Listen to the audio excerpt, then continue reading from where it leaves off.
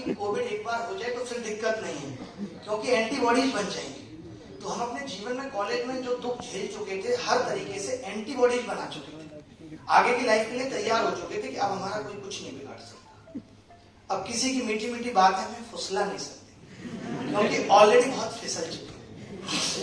College में final year आया, placement की टेंशन सबको होती है, ऐसा कोई नहीं है जो ये कह रहा है कि नहीं होगी। सबको प्लेसमेंट की टेंशन होती है, सबको लगता है कि एक नौकरी तो मिलनी चाहिए, क्योंकि 1-2 साल तक तो आईआईटी का वो था, अब लगता है कि यार अब लोग पूछेंगे नौकरी कितने की, फिर पैसे के मायने भी समझ में आ जाते हैं। मैं क्या कॉलेज से कमाने लगा था, बहुत ज्यादा नहीं कमाता था, 100-200 रुपए की ट्यूशन पकड़ी थी, 6th क्लास में एक लड़के को पढ़ाता था। उसके बाद एंकरिंग करना शुरू किया, मुझे लगता था कि भाई एक्टर बनेगा, तो एंकरिंग करना शुरू की, कॉमेडी करना शुरू की, मेरे कॉमेडी के भी स्टैंड अप कॉमेडी की, लेकिन वही 1500 रुपए से ऊपर किसी ने कभी दिया नहीं।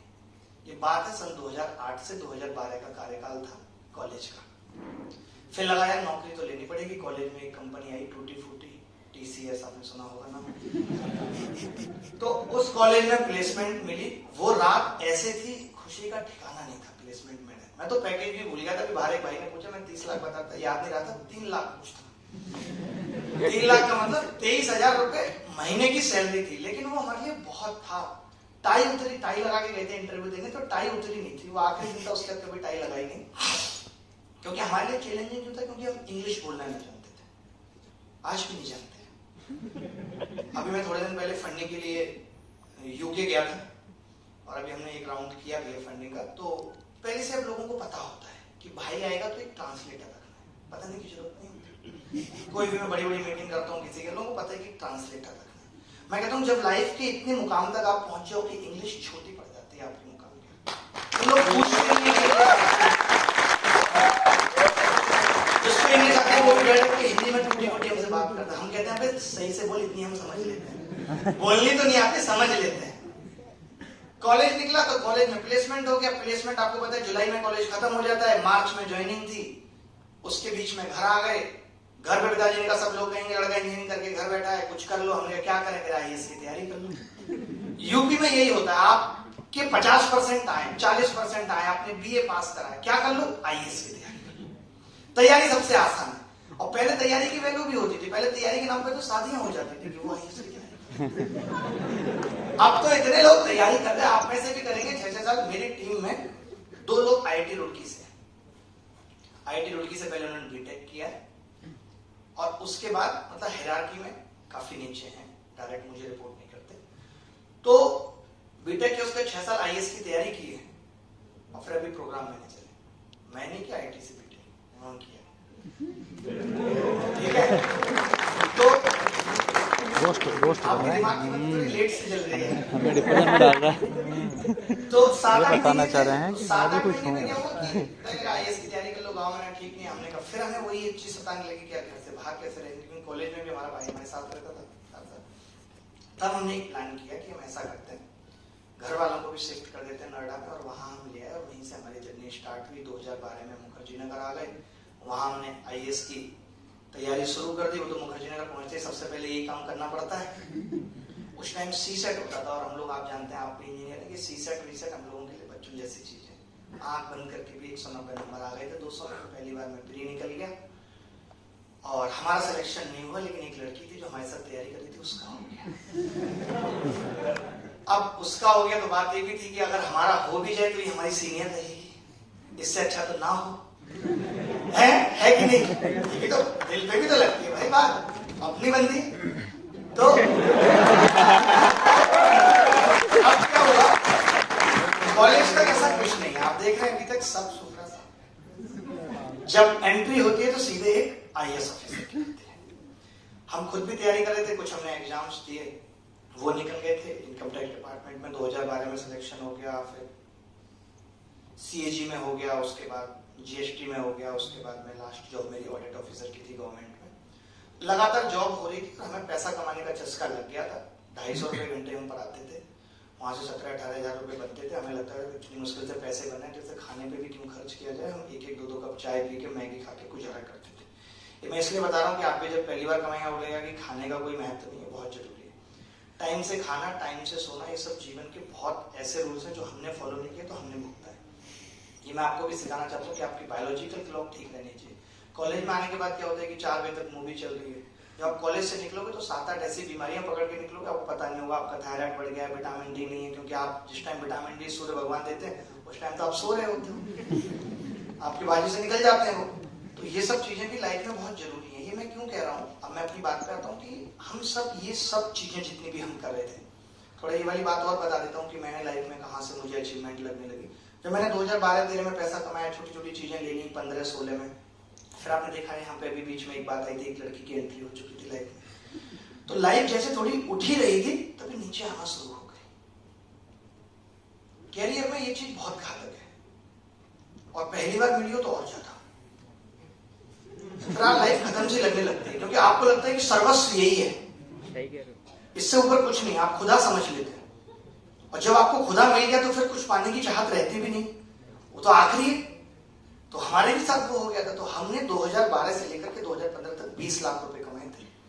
उसके बाद 15 तक आते आते वो सब 20 के 20 रह गए थे। अब हम उतना ही कमाते थे जो खर्च हो जाता। हमारे पिताजी को रिस्क लगा कि अब ये इसके चलते ये भी खराब ना करते। मेरे फादर बड़े इनोसेंट थे भाई। आज भी याद है कि जब खराब वक्त आया 2015 में, और खराब वक्त कैसे आया, पिताजी को लगा कि 20 लाख रुपए ना उड़ा दे, उन्होंने वो झपट लिए, कुछ अपने लगाए, कुछ दोस्तों से उधार लिए, कुछ लोन लिए, एक घर ले लिए। जो गलती कभी नहीं करनी आपको जीवन में, जब तक आपके पास इतना पैसा ना हो तब तक घर मत लेना। हम लोग देसी होते हैं, हमें लगता है घर सबसे पहले ले लो, घर लेने के बाद आप खत्म हो जाते हो। मैं खत्म हुआ, उधर पैसे पिताजी के भी गए, वो खत्म हुए, बाहर समाज में इज्जत खत्म हुई, लोगों से उधार ले लिया, सब कुछ खत्म हो चुका था। पिताजी को लगा कि ये भी सुधर जाएगा, हमारे सुधरने के लिए सोचे कितना कुछ खत्म कर दिया, और बोले सरकारी नौकरी ज्वाइन कर लो, बहुत सही रहती है। ये उन्होंने हमें सलाह दी। हम चले गए सरकारी नौकरी ज्वाइन करने। मुंबई में हमारी पोस्टिंग थी, जीएसटी इंस्पेक्टर थे। हमें लगा तो एक्टर बन जाएंगे, बस पहुंचेंगे मुंबई, हमारे इंतजार कर रही है, आएगी, बोली भाई साहब ये लीजिए एक्टर का किताब, आप रख लीजिए। वहां कुछ हवाई नहीं लगी। 3-4 महीने में, ये बात बता रहा हूँ आपको, 2016 दिसंबर से और मार्च 2017 तक हवाई नहीं लगी। और हालात इतने खराब आ चुके थे कि इस आशिकी में 1-2 छुट्टियां और हो गई थी, तो सैलरी भी नहीं आई सरकारी। वैसे मैं अभी तो ये बताता हूँ लोगों को कि मैंने सरकारी सैलरी ली नहीं, बट वो आई नहीं। उस टाइम बहुत गुर्बत थी। मैं 10-10 रुपए के रिचार्ज के लिए परेशान था। ये बात है 2017 की। उस टाइम रिचार्ज चलते थे, अभी जियो की तरह नहीं है कि एक बार पैक डाल लिया, कितनी लंबी बात करो, सोचना पड़ता है। 15 मिनट बात करनी है तो 30 का रिचार्ज करना है, 10 मिनट करनी है तो 10 का करना है, क्योंकि कंपनियां उस टाइम बड़ी बेकार हो रही थी, पैसा काट लेती थी, तो ज्यादा बड़ा रिचार्ज करते नहीं थे। वहां से कहानी शुरू हुई कि जब पता लग गया कि सरकारी नौकरी से कुछ होना नहीं है, घर की EMI जाना बंद हो गई, माताजी को पैरालिसिस हो गया, पिताजी डायबिटिक हो गए, टेंशन में अब हमारे ऊपर ही बोझ था। लेकिन हमें हिम्मत नहीं आ रही। हमने तब भी अपना कंधा ठोका, कहा भाई कुछ बड़ा करेगा, कुछ पता नहीं है पूरी तरह रोड पे, लेकिन भाई कुछ बड़ा करेगा। ये मैं इसलिए बता रहा हूँ कि कहते रहो भाई कुछ बड़ा करेगा, एक दिन जरूर होता है। बस आपको अपनी सच्चाई पता होनी चाहिए। आपको पता होना चाहिए कि आप जो कर रहे हो, जब आप रात को सो तो आपको ये पता होना चाहिए कि आज आपने पूरे दिन में जो किया है कितना प्रोडक्टिव है। ये मैं कॉलेज की बात कर रहा हूँ। कॉलेज में इतना मत सोचो यार, अभी से इतनी टेंशन लोगे तो एक हाथ छोटा हो जाएगा, ऐसे कभी चलेगा। स्वस्थ रहना भी बहुत जरूरी है, उतने सोचने की जरूरत नहीं है। तो उसके बाद लगा कि अब क्या करना चाहिए लाइफ में। मुझे लगा कि अब दोबारा कोचिंग शुरू करनी पड़ेगी। मैंने एक किताब भी लिखी थी पिलीभित एडवांस में, 2013 में, फ्लॉप रही, किसी ने पढ़ी नहीं, जबकि बहुत अच्छी किताब लिखी मैंने। कोई बात नहीं चली वो भी। तो किसी स्टूडेंट ने सलाह दी कि आप बहुत अच्छा पढ़ाते हो, आपके जो कॉन्सेप्ट है, आप लोगों ने भी वो कॉन्सेप्ट शायद कभी ना पढ़े। मैं ट्रायंगल का एंगल 0 भी कर देता था। ट्रिग्नोमेट्री में कैसे वैल्यू पुट करनी है, जो आपके आईटी के सवाल है, मैं माइक्रो सेकंड में कर देता। आज भी कुछ नई चीजें थी मेरे पास जो कहीं नहीं थी उससे पहले, चाहे वो अलजेब्रा हो, ट्रिग्नोमेट्री, ज्योमेट्री, कुछ भी हो, कोऑर्डिनेट ज्योमेट्री हो। उसका एक वीडियो उस लड़के ने बनाया। हम उस वक्त 30 बच्चों के कमरे में क्लास लेते थे। वो कहने के लिए सुबह 30 था, उससे ज्यादा बच्चे आ ही नहीं देते, क्या करें। ठीक है, खुद ही स्टूल लगाते थे, सुबह उसी कमरे में सोते थे, फिर सुबह स्टूल लगा के उनको पढ़ाना, फिर स्टूल समेट के फिर उसी में सोना। ये स्थिति थी 2017 जुलाई तक। तब एक लड़के ने हमारा वीडियो बना लिया। वो वीडियो हमने उससे मना भी करा कि कहीं डालना मत, क्योंकि शर्म भी लगती थी, रिश्तेदार भी कहेंगे, हर तरफ से हारे हुए थे कि करें तो करेंगे, सबको लगती है। आप भी कुछ नया करने जाओगे, आपको लगेगा लोगों को पता ना चले, जब सफल हो जाओ तब पता चले।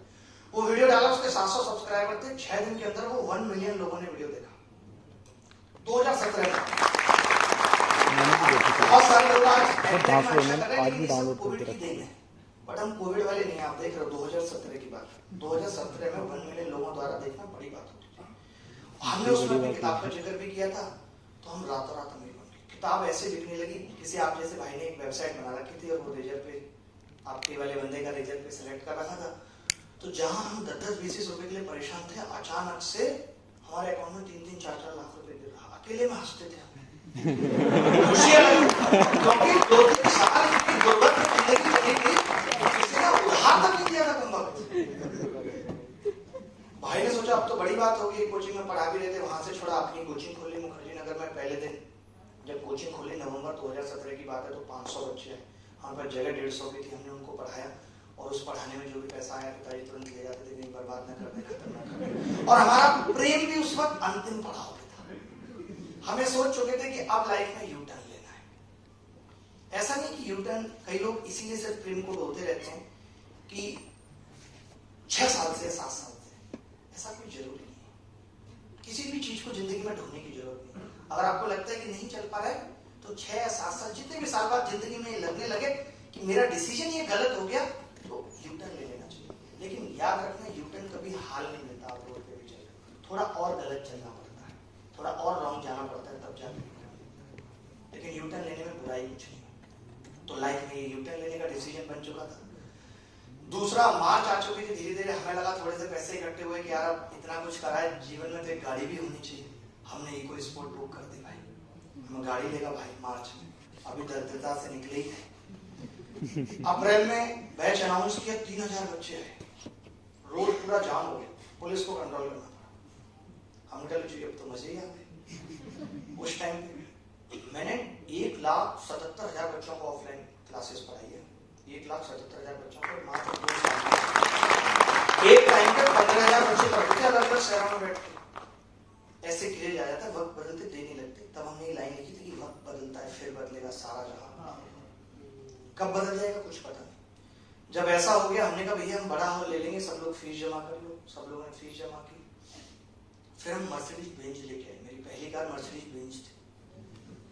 और जब मैं वो लेने गया, लोन मेरा रिजेक्ट हो गया था, क्योंकि मैं बहुत 10 रुपए के रिचार्ज करता था दिन में। प्रॉब्लम आपको पता है, कंपनियां काट लेती उस डर से। और मैं ऑटो से लेने गया था, ऑटो से। और जब मैं मर्सिडीज बेंज लेने गया था, तब मेरे पास 2 या 3 जोड़ी कपड़े थे। और 12th क्लास तक सिर्फ 1 जोड़ी कपड़े थे। एक लड़की थी श्वेता, उसने कहते तुम्हारे पास एक ही जोड़ी कपड़े हैं, मेरे से बात मत किया।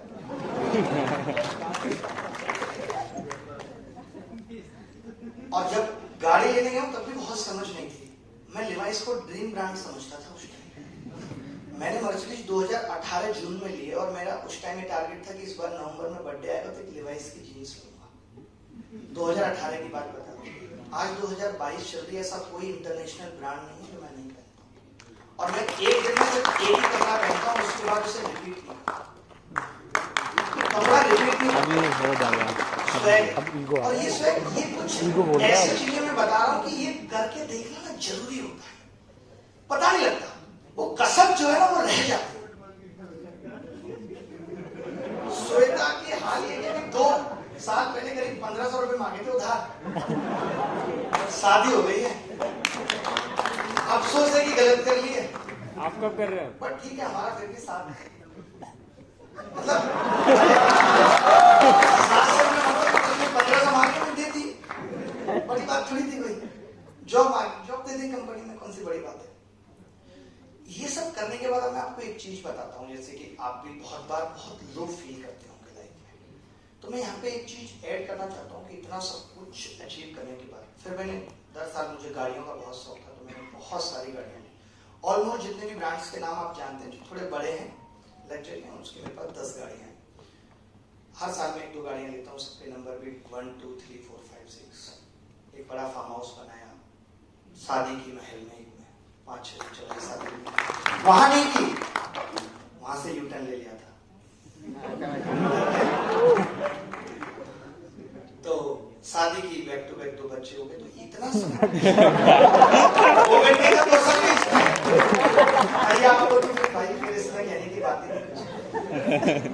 तो इतना सब कुछ अचीव करा मैंने, सब कुछ, पैसा भी ऑलमोस्ट, जहां मैंने शुरुआत अपने जीवन में 250 रुपए घंटे से की, वहां मैं 1.5-2 लाख रुपए घंटे तक पहुंचा टीचिंग में भी। आज तो मेरा अपना ब्रांड है अभिनयमेस। तो मैंने लाइफ में एक चीज देखी कि सुकून और ये सब चीजें दोनों अलग अलग है। सुकून के अलग मायने हैं। और जब जिंदगी बहुत उलझ जाती है तो ये तय है कि सुकून खो जाता है। मैंने सिर्फ पूरे कोविड में 2 साल में बहुत इंट्रोस्पेक्शन किया। आप में से कितने सारे लोग मास्लो थ्योरी जानते हैं? मास्लो थ्योरी नहीं जानते? पबेड में आती है, उतना पढ़ते उठते नहीं है, मतलब आप जानते हैं हायरार्की लाइन जो है कि पहले आपको किस चीज की नीड होती है, उसमें 5th स्टेज आती है। मैं लाइफ की उस 5th स्टेज में चला गया था जहां आप सेल्फ एक्चुअलाइजेशन और इंट्रोस्पेक्शन करते हैं। तो मैंने देखा हाँ मैस्लो, अब हम उतना सही से अंग्रेजी नहीं बोल पाते, अब उसकी हिंदी कुछ है नहीं तो हिंदी में बोल देते। तो मैंने देखा कि सारा खेल ना रिलेवेंस का है। रिलेवेंस के मायने क्या है कि कोई आदमी 50 रुपए खो जाने पर उतना दुखी है जितना मैं 50 लाख पे होता हूं। मैं भी दुखी हूं, वो भी दुखी। मेरा मतलब है कि संसार में दुख सुख कुछ नहीं है, संसार में सही गलत कुछ नहीं है, सब कुछ वक्त और जगह के हिसाब से है। कोई चीज किसी वक्त पे सही है, कोई चीज किसी वक्त पे गलत है। हमेशा सच भी सच नहीं, सही नहीं है, बहुत बार सच गलत हो जाता है। तो मैंने देखा कि सारा गेम रिलेवेंस का है कि एक टाइम पे जहां हम अपने जीवन में 1 से लेके 12वीं क्लास तक पिताजी की पुरानी पैंट घिस जाने के बाद जो उसमें से कपड़े बनते थे उसमें खुशी से झूमने लगते थे। आज वो खुशी डियोर एलवी गुची में नहीं है, वो पागलों जैसी खुशी नहीं है। हम पिताजी अगर पड़ोस का स्कूटर मांग के भी नानी के घर घुमा लाते थे तो एक अलग मजा आता था उनके साथ स्कूटर पे आगे खड़े होने में। आज वो महंगी महंगी कारों में घूमने की आजादी है लेकिन फिर भी वो मजा नहीं है। तो मुझे एक चीज यहाँ पे समझ में आई कि आपके भी दादाजी कहते होंगे, हमारे भी पिताजी कहते थे कि मन चंगा तो कटौती में गंगा। सुना है कि अगर मन ठीक है तो 4 दोस्तों के साथ नुक्कड़ पे चाय पीने में वो मजा है जो मन ठीक ना होने पर गर्लफ्रेंड के साथ मालदीव में भी नहीं है। ये सही बात है, मैंने जीवन से यही समझा। इसका मतलब यह है कि जिंदगी का अंतिम उद्देश्य इस मन को ठीक करना होना चाहिए। बहुत गहरी है ये बात। मैंने जो अपनी लाइफ से सीखा कि इस मन को ठीक करना जिंदगी का अंतिम उद्देश्य होना चाहिए जिसपे हम कोई ध्यान नहीं रख पाते। जिंदगी की भागदौड़ में हमारा तो खाने पीने पे ध्यान नहीं है, और आज हम ये भी जानते हैं कि खाने पीने में उतने विटामिन और मिनरल्स बचे भी नहीं। हमारी बॉडी में आप में से कितने लोगों को नहीं पता होगा कि विटामिन डी की कमी है जिसकी वजह से हमेशा आलस आता रहता है। देखो कैसे लेट है। और विटामिन बी की कमी से हम चीजें भूलने लगते हैं। आप में से कितने सारे लोग ऐसे होंगे जिनको ऐसा ख्याल आता होगा रूम लॉक कराए शायद फिर भी करके आए हो या नहीं आए, चाबी रख के भूल जाते हैं रूम की। ये सब विटामिन बी कॉम्प्लेक्स की कमी की वजह से क्या हम भूले, इन सब चीजों पे हमारा ध्यान नहीं है। आज आप में से हम सब लोग मैक्सिमम सिर्फ यहां तक सांस लेके छोड़ देते हैं, जबकि सारा गेम इन सांसों का है, वजन इन सांसों का है और कीमत सोच।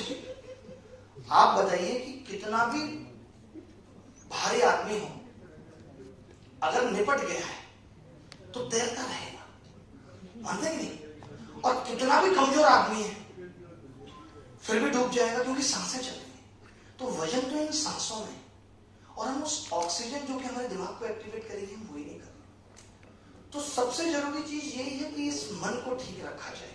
अगर ये मन ठीक है और मन खुश है, जैसे लोग कहते हैं भगवान श्री कृष्ण ने भी गीता में कहा है कि वर्तमान में जीना है। पढ़ा कभी किसी ने गीता के? ये तो पता ही होगा कि भगवान श्री कृष्ण कहते थे वर्तमान में जीना है। तो वर्तमान में जीना संभव कैसे है? जैसे अभी हमारा बैठे हैं यहाँ, हमारे आपके दिमाग में कोई बात नहीं आ रही, मेरे तो फिर भी हल्की फुल्की करेगा, आपके नहीं आ रही, हम लोग बैठे हैं आराम से बात कर रहे हैं, पता भी नहीं चलेगा कब आधा घंटा गुजर गया, नहीं पता चला वक्त का। जिंदगी को ऐसे ही जीना है कि वक्त का पता ना चले, टाइमलेसनेस पैदा हो जाए। और वो टाइमलेसनेस तभी पैदा हो सकती है कि जब प्रेम में वातावरण हो। यहाँ सब कुछ प्रेम में वातावरण है, हमारे आपके आपस में कोई लड़ाई नहीं है, कुछ नहीं, सब कुछ प्रेम है। प्रेम एक ऐसी चीज है जहां टाइमलेसनेस पैदा हो जाती है, जहां समय शून्य हो जाता है, और तब हम फील कर पाते हैं कि सोल क्या है। ये सब चीजों में हमारा ध्यान है। I am spiritual engineer,